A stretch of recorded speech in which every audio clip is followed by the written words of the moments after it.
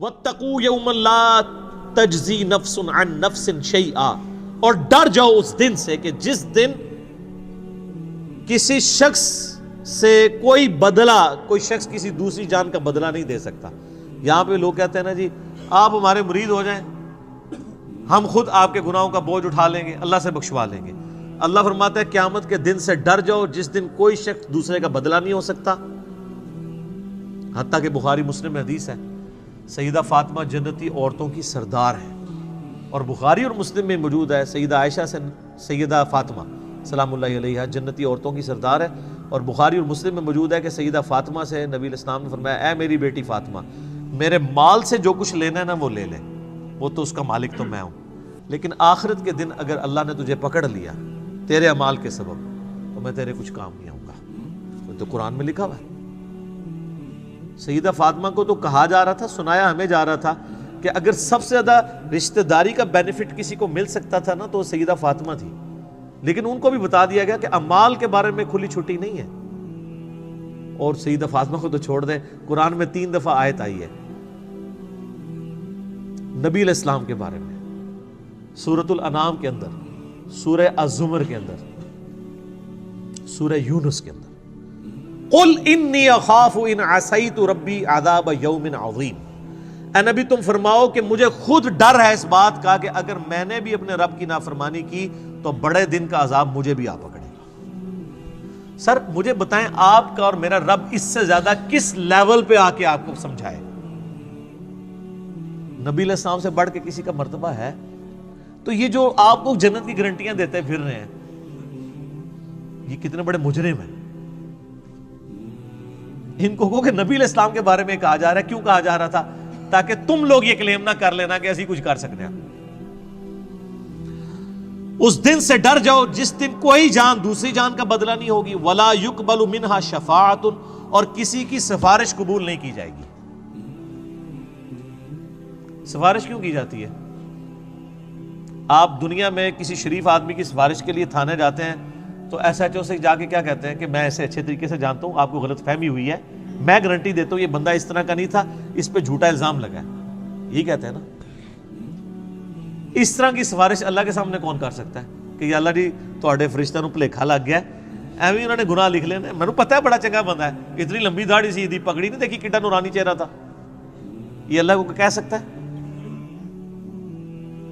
اللہ فرماتا ہے ہم تو تم اس وقت سے جانتے ہیں جب تم ماں کے پیٹ میں جنین کی حالت میں تھے۔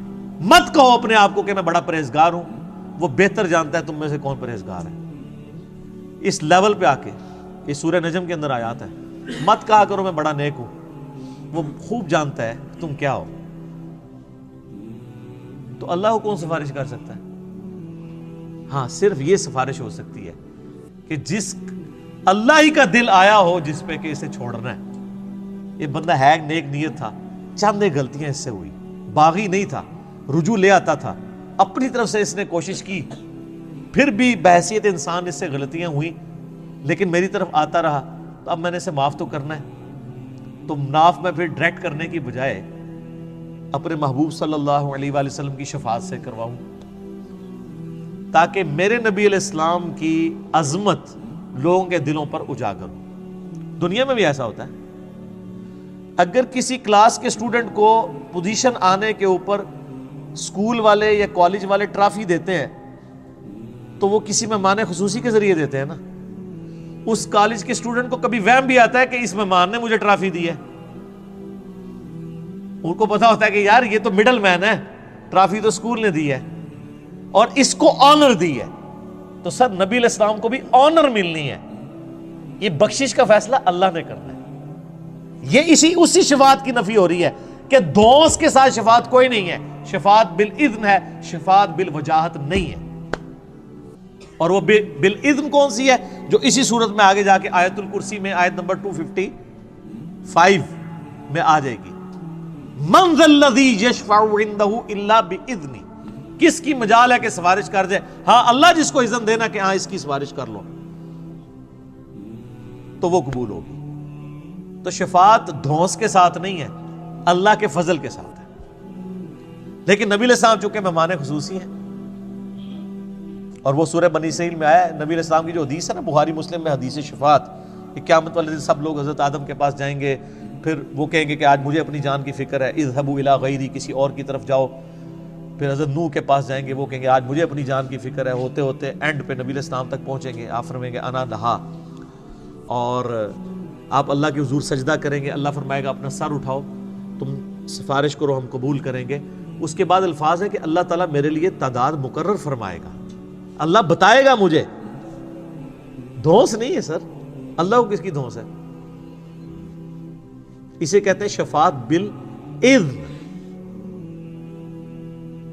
اور پھر نبی علیہ السلام نے اینڈ پہ فرمایا اس حدیث کے کہ قرآن پڑھ کے دیکھ لو، عسیٰ ان یبعثک ربک مقاما محمودا، اے نبی ان قریب ہم آپ کو ایسے مقام پر فائز کریں گے جہاں ہر شخص آپ کی تعریف کرے گا.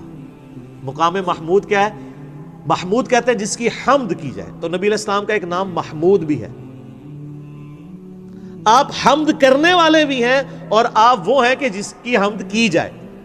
محمد کا مطلب کیا ہے؟ تعریف کیا گیا. تو مقام محمود قیامت والے دن وہ مقام ہے کہ جس مقام پہ اللہ جب فائز کرے گا اور آخرت کی جو بخشش کی ٹرافیز آپ کے ہاتھوں بٹوائے گا نا، تو لوگ آپ کی تعریف کریں گے کہ اس کی آنر ہے اللہ کے حضور. مسئلہ شفاعت پہ 88B مسئلہ میرا ڈیٹیل سے 1.5 گھنٹے کی گفتگو ریکارڈڈ کے اندر موجود ہے، آپ یوٹیوب کے اوپر اپلوڈڈ آپ دیکھ سکتے ہیں. تو یہاں پہ شفاعت بالوجاہت کا انکار ہو رہا ہے، کیٹاگوریکل، کہ شفاعت نہیں ہے سوائے وہ والی شفاعت کے جو آگے آئے گی. وَلَا يُؤْخَذُ مِنْهَا عَدْلٌ، نہ کسی سے کوئی معاوضہ قبول کیا جائے گا. یہ دنیا میں رشوت کر کے آپ چھوٹ سکتے ہیں نا، اللہ کو رشوت دے سکتا ہے؟ قرآن میں آگے چل کے آئے گا کہ اگر کوئی پوری زمین کے برابر سونا بھی دے دینا عذاب سے چھوٹنے کے لیے، کچھ نہیں کر سکتا. وَلَا هُمْ يُنصَرُونَ، اور نہ اس کی کوئی مدد کر سکے گا. لو جی، ایک آیت جڑی ہے سورۃ البقرہ کی آیت نمبر 28، آپ کے انڈیا، پاکستان، بنگلہ دیش کے بالخصوص اور باقی پوری امت مسلمہ کے بالعموم عقائد کو پیسیفک اوشن میں پھینک دیتی ہے. ڈر جاؤ اس دن سے، لا تجزی نفس عن نفس شیئا، جب کوئی جان کسی دوسرے جان کا بدلہ نہیں دے سکتی. ولا یقبل منہا شفاعہ، نہ کوئی دھونس کے ساتھ شفاعت کر سکتا ہے. ولا یؤخذ منہا عدل، نہ کسی سے کوئی معاوضہ قبول کیا جائے گا. ولا ہم ینصرون، اور نہ کوئی کسی کا مددگار بن سکے گا. 4 چیزوں کا انکار آ گیا. اونٹ پیر تو اڑے کتنے گئے؟ تو بےچارے آپ کو ٹھیک ہی تو کہتے ہیں، آپ کیوں نہیں مانتے کہ قرآن حدیث ڈائریکٹ نہیں پڑھنا گمراہ ہو جاؤ گے؟ بالکل ٹھیک کہہ رہے ہوتے ہیں.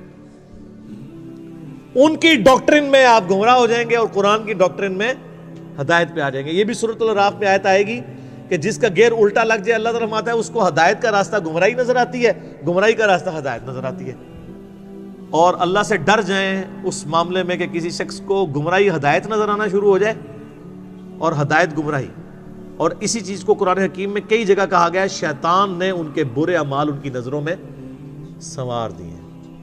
اور یہ بڑا خطرناک معاملہ ہوتا ہے جب کہ شیطان انسان کو نیکی کے کام کروانا شروع کر دے نیکی کے نام کے اوپر، حالانکہ وہ ہو برائی کے کام.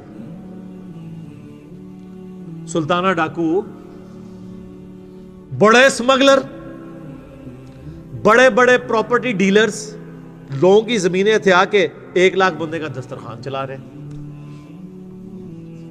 تو شیطان نے ان کے برے اعمال ان کی نظر میں سنوار دی.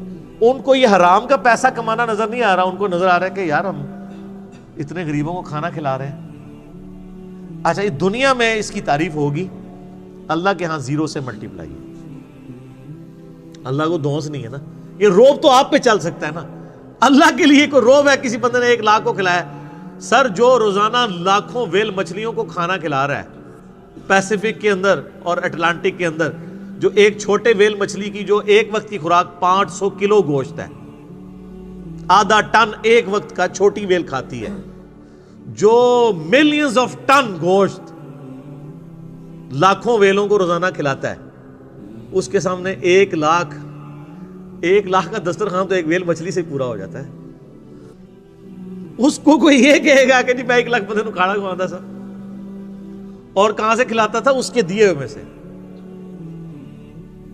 جو اللہ نے اس کو دینا تھا لیکن اس نے حرام کے طریقے سے لوٹا. مرنے سے پہلے اے مسلمان کر لے اس پہ غور، کتابوں کا خدا اور ہے، بابوں کا خدا اور۔ سر قرآن کی ہر آیت کے بعد جیسے ایک گول دائرہ ڈلا ہوا ہے نا، ایک چھوٹا سا سٹیرک لگا کے نا سائڈ پہ یہ شعر لکھ دیا جائے اردو کے اندر، کم از کم پنچ کرے آپ کے دماغ کو۔ اور میں کہتا ہوں کہ سوائے سعودیہ کے اور عرب ملکوں کے کسی ملک میں قرآن بغیر ترجمے کے چھاپنا حرام ہونا چاہیے۔ یہ گورنمنٹ کا کام ہے۔ آپ کیوں لوگوں کو طوطا بنانا چاہتے ہیں؟ اگر ہمارے آئین میں یہ شک داخل ہو جاتی، میں نے کئی دفعہ ہائی لائٹ کی ہے 73 کے، کہ پاکستان میں صرف عربی میں قرآن نہیں چھاپ سکتا۔ صرف عربی میں قرآن چھاپنے کا مطلب کیا ہے؟ آپ لوگوں کو یہ بتا رہے ہیں کہ صرف عربی پڑھنی ہے، یہی بتانا چاہ رہے ہیں۔ تو کتنا بڑا ظلم کر رہے ہیں۔ قرآن اس لیے نازل ہوا ہے، کہتے ہیں دنیا میں سب سے زیادہ پڑھی جانے والی کتاب قرآن ہے، لیکن اس کا جو سائملٹینیس کنٹراسٹ ہے کہ دنیا میں سب سے زیادہ بغیر سمجھ کے پڑھی جانے والی کتاب کون سی ہے؟ قرآن۔ یہ اتنا بڑا تماچا ہے اس امت کے منہ کے اوپر۔ تو قرآن انڈیا، پاکستان، بنگلہ دیش کے اندر، رشیا کے اندر، ایران کے اندر بغیر ان کی نیٹو لینگویج کے ترجمے کے چھپنا ہی نہیں چاہیے، بلکہ گورنمنٹ کا کام ہے کہ صرف عربی میں جو قرآن چھپے ہوئے ہیں یہ ریٹریو کریں مسجدوں سے، اور اس کی بجائے وہ رکھیں۔ کتنا خرچہ ہو جاتا ہے۔ سعودیہ والے دیکھیں نا، جو بندہ حج عمرے پہ جاتا ہے، حج والوں کو تو وہ ایٹ لیسٹ قرآن پاک ان کی زبان میں دیتے ہیں۔ چائنیز آئے ہوئے ہیں تو چائنیز کو چائنیز لینگویج میں دیں گے، ملائی لینگویج میں دیں گے ملیشینز کو، پاکستانیوں کو اردو ترجمے والا دیتے ہیں۔ ہماری گورنمنٹ نہیں کر سکتی، کوئی خرچہ نہیں ہے۔ ایک مسجد میں کتنے قرآن زیادہ رکھے ہوتے ہیں؟ 15-20، اس سے زیادہ نہیں ہوتے۔ 15-20 قرآن تو ایک محلے میں لوگ خود خرید کے وہاں پہ رکھ سکتے ہیں ترجمے والے۔ صرف گورنمنٹ اس کے اوپر چلان کرنا شروع کر دے کہ بغیر ترجمے والا قرآن جس کی مسجد سے ملا اس مولوی کو اندر کریں گے۔ اچھا سر، یہ اناؤنسمنٹ ہونا تو آپ دیکھیے گا سب سے زیادہ مخالفت کون کریں گے؟ کیوں؟ علماء تو ٹھیکیدار ہیں، علماء کو تو خوش ہونا چاہیے کہ لوگ، وہ تو کہتے ہیں ہم اسلام کی خدمت کے لیے بیٹھے ہیں، یہ اسلام کی خدمت ہی ہے ترجمے والا قرآن ہو۔ ان کو پیڑ کیوں ہوگی، تکلیف کیوں ہوگی؟ اڈا بند ہو جائے گا اور ان کو یہ پتہ چل جائے گا بھی قرآن میں یہ کچھ انہوں نے پڑھ لیا کہ یہ مولوی رام خوری کرتے رہے ہو، کہیں گے دیکھو ساڑھے مولوی صاحب تسی بھی تو وہی کر رہے ہو نا، سانو تو اسی ممبر تے چڑھ کے ہے کہندے ہو، اور خود آپ اپنی جان کو بلائے بیٹھے ہوئے ہیں، اور یہ پرانے کام آپ نے بھی شروع کیے ہوئے ہیں۔ تو پھر ہر گلی سے، ہر مسجد سے انجینئرز نکلیں گے، تو اس ڈر سے وہ کبھی بھی یہ نہیں ہونے دیں گے۔ لیکن ہمت نہیں ہارنی چاہیے۔ میں کہتا ہوں جس کا جدھر انفلوئنس ہے نا، عربی والے قرآن نہیں نکال سکتے، کم از کم اگر 10 عربی والے ہیں تو 10 اردو ترجمے والے وہاں رکھ دیں۔ کل کو کوئی، اور اردو اور ترجمے والے قرآن کے ساتھ سب سے بڑا مسئلہ یہ ہے کہ یہ غلاف میں لپیٹے ہوئے ہوتے ہیں، وہ ویسے نہیں کو کھولتا، کون اینج کر کے کھولے پھر اینج کر کے بند کرے۔ غلافوں کے، غلاف تو دشمن ہے قرآن کے، غلاف نہیں ہونے چاہیے۔ ہاں سامنے شیشہ لگا ہو، اچھی الماریاں بنی ہوئی ہوں، ڈسٹ پروف ہوں۔ قرآن کے اوپر غلاف کا کیا تک لگتا ہے؟ آپ خود مجھے بتائیں نا، 2 قرآن پڑھے ہو، ایک غلاف میں اور بغیر غلاف کے، آپ غلاف والے کو ہاتھ لگائیں گے؟ اتنا ٹائم کس کے پاس ہے یار؟ لیکن سعودیہ میں آپ دیکھیں نا، خصوصاً حرمین کے اندر میں نے دیکھا ہے، کمال کام کیا ہوا ان لوگوں نے۔ پیتل کی خوبصورت چھوٹے سائز کی انہوں نے اتنے سائز کی رکھی ہوئی ہیں الماریاں جو سامنے سے کھلی ہوئی ہیں، اور روزانہ ان کی صفائی ہوتی ہے، ڈسٹنگ ہوتی ہے، قرآن جتنے رکھے ہوئے ہیں ان کی۔ اور جیسے ہی کوئی ایسا موسم آتا ہے نا جس میں ہیومیڈیٹی بڑھ جاتی ہے تو وہ شیشہ پلاسٹک جو ہوتا ہے نا، اس کی سامنے لیئرز لگا دیتے ہیں، وقتی طور پہ لٹکا دیتے ہیں تاکہ گیلے نہ ہوں قرآن، اور پھر جب موسم کھل جاتا ہے پھر وہ ہٹا دیتے ہیں۔ مساجد کے اندر بھی، شوکیس کے اندر، میں نے نہیں، وہاں کو غلاف کے اندر میں نے قرآن نہیں دیکھا سعودیہ پورے میں کہ غلاف کے اندر قرآن پڑھا ہوا ہو۔ بالکل صحیح اپروچ ہے۔ اور آپ اس لیے عربیوں کو دیکھیں گے، عربی قرآن بہت زیادہ پڑھتے ہیں۔ نماز میں اگر 10 منٹ رہ گئے نا، انہوں نے سنتوں سے فارغ ہو گیا نا، سیدھا قرآن جا کے پڑھنا شروع کر دیتے ہیں پکڑ کے۔ یہ خیر لادہ بات ہے کہ پھر وہ مس ہینڈل بھی کرتے ہیں کہ جماعت کھڑی ہوئی ہے تو وہیں ایسے رکھ دیتے ہیں، بعض کا جوتیوں کے ساتھ ہی رکھ دیتے ہیں، یہ اس مس ہینڈلنگ لادہ بات ہے۔ لیکن قرآن یہ چاند ایک، جس طرح جاہل گوار یہاں موجود ہے وہاں بھی موجود ہے، لیکن اوورال قرآن کے ساتھ جو ان کا شغف ہے نا، ظاہر ہے ان کی اپنی زبان کے اندر ہے، وہ نظر آتا ہے۔ باقی پریکٹیکلی اگر آپ کہیں کہ ان کی زندگی میں کوئی فرق پڑا ہوا ہے تو وہ تو اسی وقت پڑے گا نا جب قرآن جو ہے وہ کبھی فزکس کی کتاب چومنے سے یا صرف تلاوت کرنے سے فزکس نہیں آپ کو آئے گی جب تک آپ اس کو سمجھیں گے نہیں. تو سر فزکس سمجھے بغیر نہیں آ سکتے, قرآن سمجھے بغیر کیسے آ سکتا ہے جب تک آپ اس کے اوپر تفکر نہیں کریں گے.